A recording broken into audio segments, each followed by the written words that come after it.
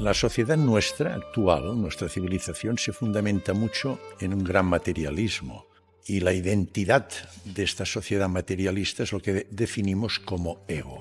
El ego es nuestra identidad, repito, materialista, tiene un origen externo, por lo tanto nuestra identidad, repito, materialista, tiene un origen externo, por lo tanto es insegura, incompleta, cambiante, depende mucho de la opinión de los demás, y sus objetivos son éxito, fama, riqueza, poder, dominio.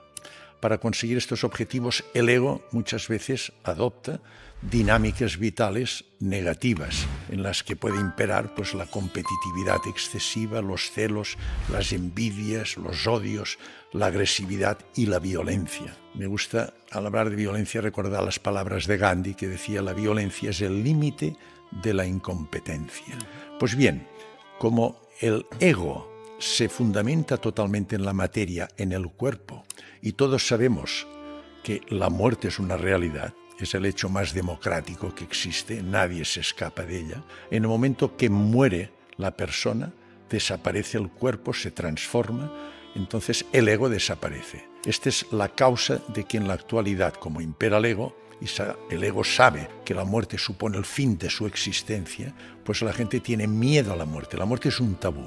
¿Por qué se tiene miedo a la muerte? Se tiene miedo a la muerte en primer lugar porque el paso de la vida a la muerte suele ser molesto, doloroso, de gran soledad. Todos hemos tenido algún familiar o amigo con un cáncer de esófago, de páncreas, que es lo que yo opero y trato, pues como el enfermo se va deteriorando, sufriendo, hasta que llega al final en caquexia, con piel y hueso, hasta el punto de cuando fallece, los familiares y amigos dicen: ahora pobrecito podrá descansar. Es decir, que el tránsito asusta. En segundo lugar, porque supone un paso a lo desconocido. Esto es lo que más angustia al ego. No sabemos qué pasa, la gente no sabe, hay una gran ignorancia al respecto. La tercera causa del miedo a la muerte es porque lo dejamos todo.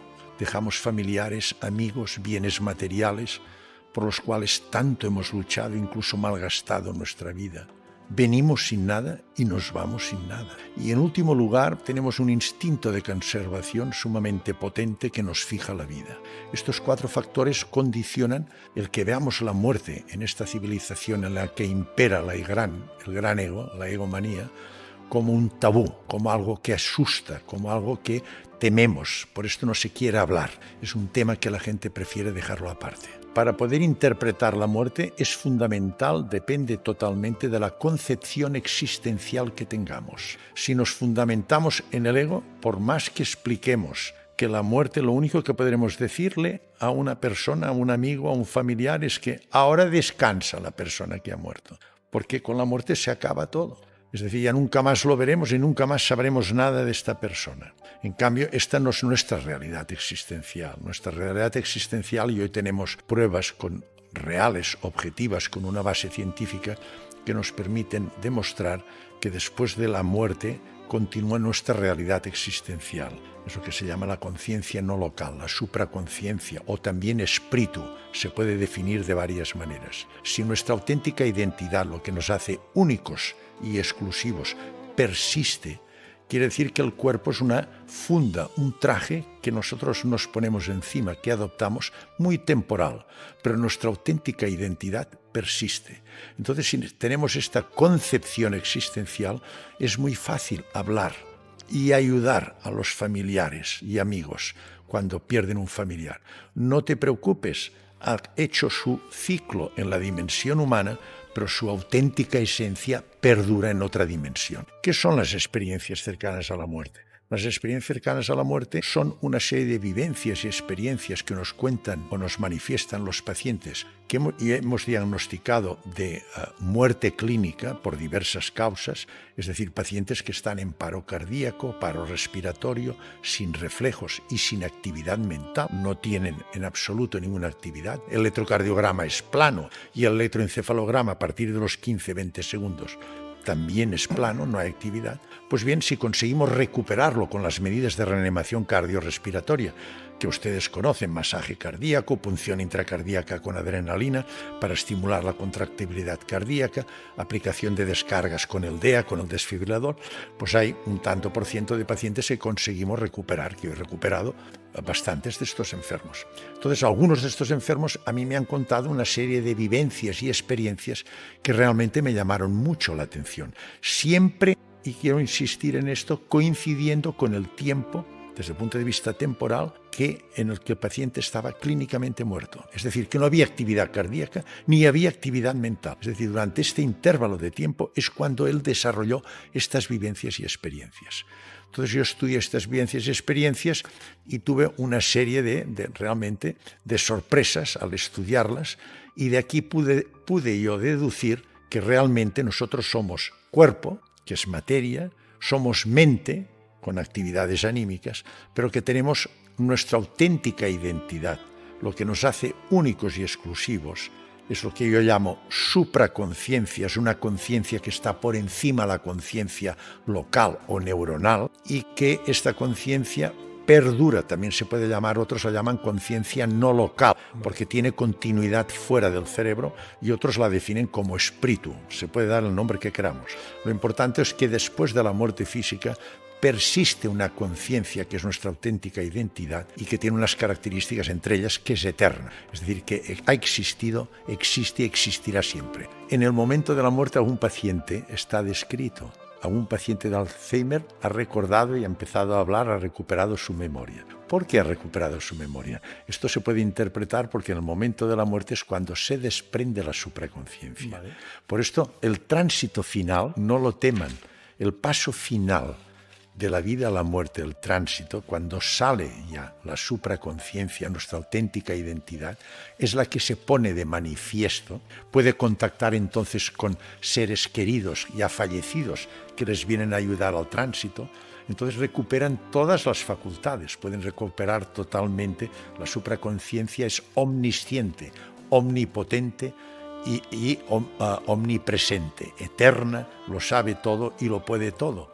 Entonces, cuando se manifiesta, cuando sale en el momento del tránsito la supraconciencia, puede manifestar todas sus capacidades, entre ellas recuperar totalmente la memoria.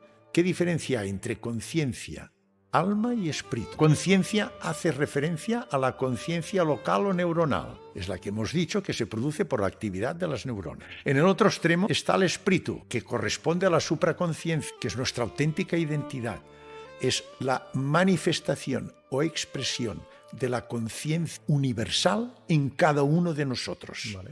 Los cristianos, Jesús lo decía, estáis hechos a imagen y semejanza de Abba. Abba es la conciencia primera. En filosofías orientales se dice, es la expresión finita del infinito. El infinito, la conciencia universal que nosotros los cristianos definimos como Dios, se manifiesta en cada uno de nosotros. Vale. Es la supraconciencia, es eterna, es nuestra auténtica identidad. Son los dos. Y en medio está el alma. ¿Qué es el alma? El alma es el subconsciente de Freud. Es donde está nuestra historia, es donde está toda nuestra vida. Y esto es lo que nos llevamos, lo que en las filosofías orientales le dirían que es el karma, la ley causa-efecto. Cada persona en su evolución tiene un camino y tiene unas consecuencias, un karma. Y esto nos lo llevamos. Y hoy tenemos pruebas de que el universo fue creado. Este Dios, esta conciencia universal, este diseñador inteligente que usted lo ha dicho muy bien, está fuera de la creación. Él se ha manifestado en la creación con Jesucristo, con los avatares, con Mahoma, Jesucristo, todas estas avatares son las manifestaciones de Dios en la dimensión humana. Pero Él, la conciencia primera, está fuera de la creación. En Él no existe ni espacio ni tiempo. Y Él es el único que es capaz de crear. Y Él creó el universo. Y hoy tenemos pruebas de que el universo fue creado. El universo tiene un origen y el universo tiene un fin. Y hay otras causas que justifican la existencia de un diseñador inteligente. Si ya lo dijo Einstein. Einstein le preguntaban, ¿usted cree en Dios? Y Einstein contestaba, dice, yo creo en un universo perfecto, porque por lo natural es por la segunda ley de la termodinámica, todo tiene tendencia al desorden, a la entropía que llamamos. En cambio, el universo es perfecto. Y cuando es perfecto es porque sigue unas leyes. Y si sigue unas leyes, una inteligencia por encima las ha puesto. Hay muchas pruebas que nos permiten demostrar que el universo tiene un origen y un fin. El materialista no puede aceptar un origen del universo, porque si acepta que hay un origen, quiere decir que alguien lo ha creado, porque antes no había nada. Parménides ya lo decía, del nada absoluto no se puede crear nada. Entonces, el único que puede crear es una conciencia inteligente que ha existido siempre. Esta sí que puede originar. Y hoy día sabemos que hace 13.780 millones de años hubo el Big Bang cuando se originó. Entonces, los materialistas no pueden aceptar un origen, porque si hay un origen, alguien lo ha hecho. Ellos dicen que el universo es eterno. No es eterno. El universo está igual que la vida. La vida hace 3.500 millones de años se originó. También hay pruebas evidentes con los fósiles, etcétera, de que una inteligencia superior, una causación descendente que se llama, intervino en la formación de la vida. Nuestra conciencia es Dios. O sea que nuestra conciencia ha existido, existe y existirá siempre. Entiendo entonces que cuando el universo llegue a su fin, al cual le espera un fin, nuestra conciencia seguirá perviviendo. Eternamente, porque nuestra conciencia es holística respecto a la conciencia primera. El término holístico es importante. Holístico es un término derivado del concepto matemático fractal. Fractal deriva de la palabra fracciones. Un fractal es un todo, un holograma total formado por múltiples partes y cada una de las partes tiene la forma y las propiedades del todo. Es un símil muy bueno para comparar nuestra conciencia. Es holística, es decir, forma parte de este fractal. Nuestra conciencia es Dios y tiene sus propiedades. Es omnipresente, es eterna, es omnisciente, lo sabe todo, la intuición nunca nos engaña y es omnipotente. O sea que nuestra conciencia ha existido, existe y existirá siempre, porque es holística, forma parte de la conciencia primera. La única cosa que cuando hablamos del fin térmico, final, la muerte térmica del universo, lógicamente nos referimos a lo que es materia, masa, materia, que es energía de baja frecuencia, que se manifiesta en forma de partícula de materia. Pero nosotros estamos en otra dimensión, totalmente distinto, y nosotros perduraremos eternamente. Mire, la reencarnación es un tema polémico.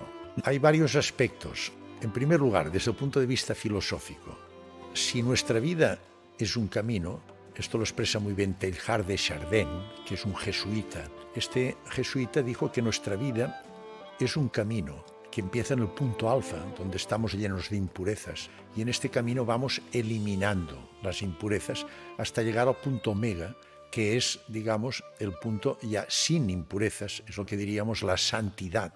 En cristianismo, la budeidad o iluminación en filosofías orientales. Este es el fin de nuestra existencia en la dimensión humana, ir eliminando las impurezas hasta llegar al punto.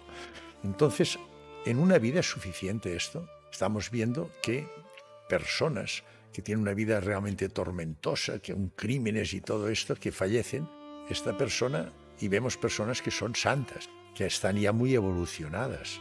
¿Es justo esto? Es decir, esta persona tiene que tener el mismo reconocimiento, el mismo trato después de la muerte, si aceptamos que hay una supraconciencia que persiste y esta persona lleva un karma, lo que llaman en filosofía, pues turbio, llamémosle turbio, muy turbio. ¿Qué pasa con esta persona si no se reencarna? En cambio, el otro, el santo, es una persona que ha hecho una vida, ha ido eliminando sus impurezas. ¿Sería justo? Si Dios es tremendamente, es amor, es justicia, es bondad, tiene las mismas posibilidades un niño que nace en el centro de África, que no tiene nada, que nosotros que tenemos tantas cosas para poder evolucionar bien. ¿Es justo todo esto? Claro. Esto desde el punto de vista filosófico. Desde el punto de vista, digamos, más científico.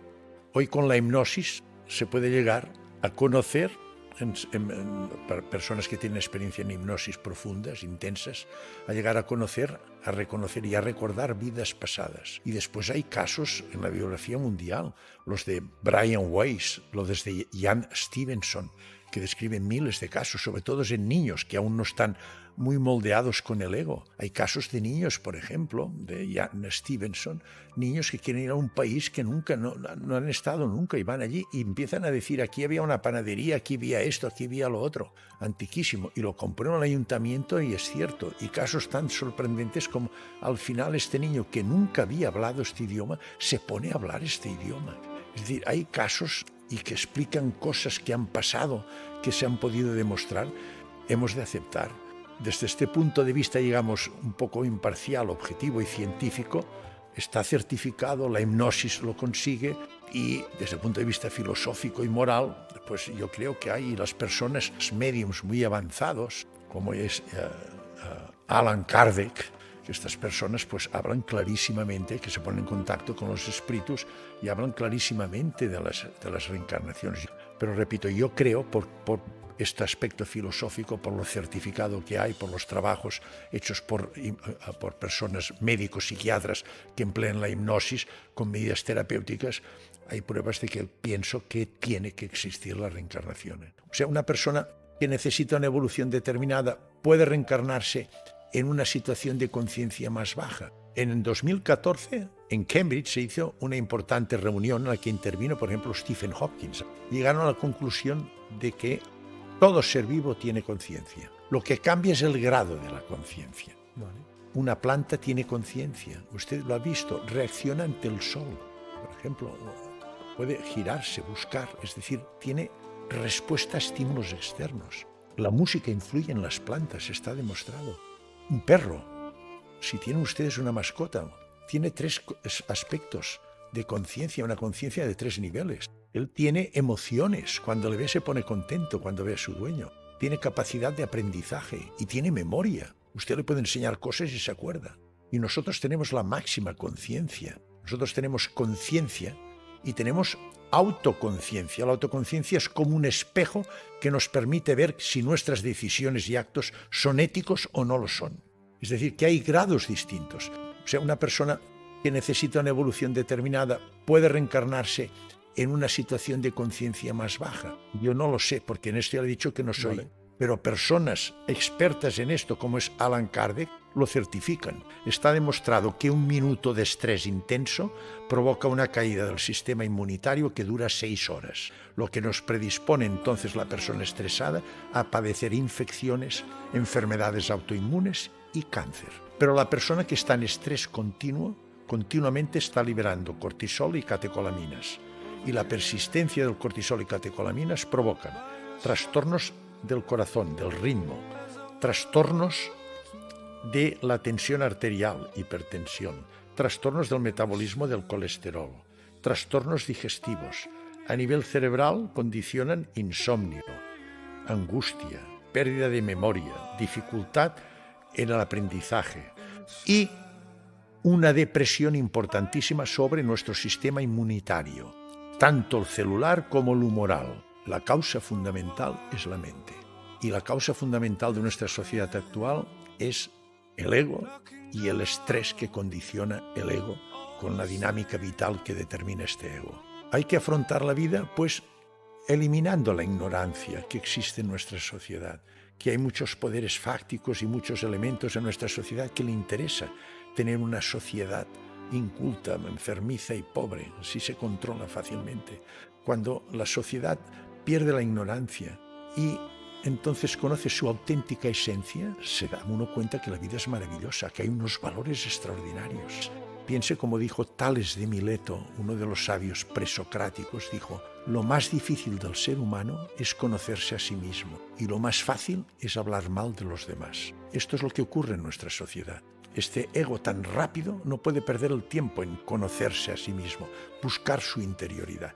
Tiene que ir siempre al exterior, a lo material, a conseguir bienes materiales, lucha, competición, riqueza, poder, dominio. Cuando su riqueza lo tiene todo dentro, en su supraconciencia. Allí es donde están los valores y está el sentido de la vida. Y como está totalmente a 180 grados contrario a la realidad existencial, llega una falta de valores y vemos que la juventud provoca autólisis.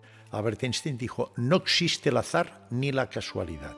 Todo tiene su causalidad. Lo que nosotros llamamos casualidad o azar es la manera en que la energía, la causa, la conciencia cuántica universal, la conciencia primera, lo que llamamos Dios, actúa en el anonimato. Nosotros no nos damos cuenta, es decir, no lo interpretamos. Yo, por ejemplo, en mi vida hay tantos hechos, me doy cuenta, que uno dice, no puede ser de tantas casualidades que han pasado para llegar a un punto determinado que tenía que llegar. Es decir, que hay una serie de manifestaciones o sea que lo que pasa es que lo consideramos como una cosa natural y que tenía que ocurrir. Uno de los aspectos en que elimina la casualidad es el sincronismo, la sincronicidad. Esta sincronicidad, hay una transferencia de información, es el entrelazamiento cuántico entre cosas relacionadas. Y esto nos explica el que no hay casualidad, sino que hay una causalidad siempre. La casualidad no existe. Siempre hay una causalidad escondida, no comprendida, que no la entendemos. Pero todo tiene una explicación causal. La felicidad, ya se lo he dicho antes, única y exclusivamente encontrará la felicidad si usted fundamenta su concepción existencial en la supraconciencia. Vale. Mientras la fundamente en el ego, nunca será feliz. El ego se gestiona y se mueve por un carácter. Y el carácter está formado, estructurado por una serie de hábitos que se han inculcado, que empiezan a inculcarse en el claustro materno hasta los 7, 9, 10 años. Es cuando se estructura el carácter de la persona. Hoy día, en el entorno en que vivimos, materialista, los hábitos que inculcamos a nuestros hijos son materialistas totales. Esto condiciona un ego exaltado. El ego es nuestra identidad, repito, materialista, tiene un origen externo, por lo tanto es insegura, incompleta, cambiante, depende mucho de la opinión de los demás. Y sus objetivos son éxito, fama, riqueza, poder, dominio. Entonces, estas personas piensan de acuerdo a estos hábitos inculcados y su vida emocional y afectiva dependerá de estos pensamientos. Los pensamientos generan los sentimientos. Vale. ¿Dios existe? Para mí, estoy totalmente convencido que lo que yo llamo Dios es esta conciencia universal, el principio de todas las religiones, que le puede poner usted el nombre que quiera, pero existe, estoy convencidísimo. ¿Y algo o alguien ha creado a este Dios? En absoluto. Está por encima, fuera de la creación. Siempre ha existido y siempre existirá. ¿Existe la casualidad o la causalidad? Para mí existe siempre la causalidad, no la casualidad. La casualidad es la forma en que la conciencia universal actúa en el anonimato. ¿Existe la reencarnación? Para mí sí, yo creo que sí. ¿Existe el cielo y el infierno? El cielo y el infierno, tal como nos lo han explicado, yo no lo acepto. Existen personas que se llevan un karma bueno y otras un karma no tan bueno o muy malo. Y entonces esto son niveles que determinarán de evolución y por lo tanto las reencarnaciones deberán ser más o menos frecuentes. Pero esto del cielo y del infierno, todas estas cosas, yo no lo creo. ¿La ciencia demuestra que hay vida después de la muerte? Actualmente sí. Tenemos medios científicos que demuestran que después de la muerte física nuestra existencia continúa en otra dimensión. ¿La conciencia está separada del cerebro? Hay una conciencia neuronal que lo hemos definido, consecuencia de la actividad de las neuronas, y hay una supraconciencia que esta perdura a pesar de la muerte, que es no local, que tiene capacidad de salir fuera del resto. ¿Existe el karma? Totalmente. El karma está en nuestro subconsciente, es nuestra historia.